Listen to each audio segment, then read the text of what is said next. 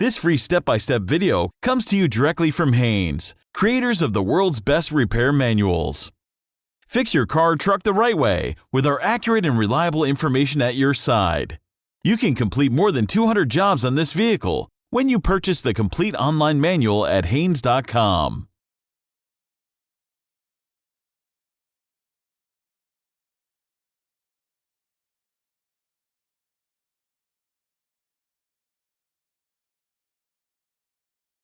Pull the hood release latch located under the steering wheel.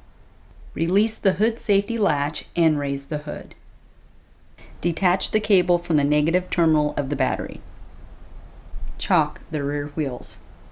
Jack up the front of the car. Place jack stands under the frame.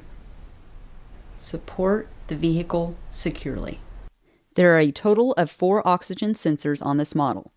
2 upstream sensors, which are located before the catalytic converters and the exhaust circuit, and 2 downstream sensors, which are located directly after the catalytic converters.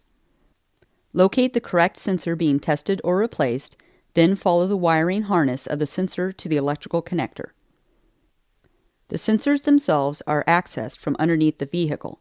However, it may be difficult to disconnect the upstream sensor's electrical connectors from beneath the vehicle. Removing the fender well liner may give better access to the upstream sensor connectors. A long screwdriver used for disconnecting connectors that can't be easily reached may also be useful. Disconnect the electrical connector from the sensor. Carefully unscrew the sensor from the exhaust manifold.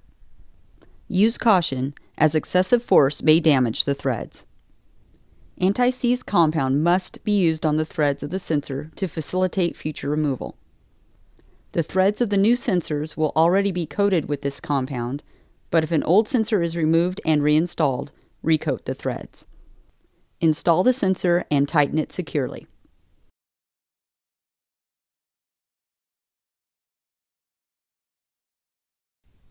Connect the sensor electrical connector to the main engine wiring harness and secure any harness retaining clips.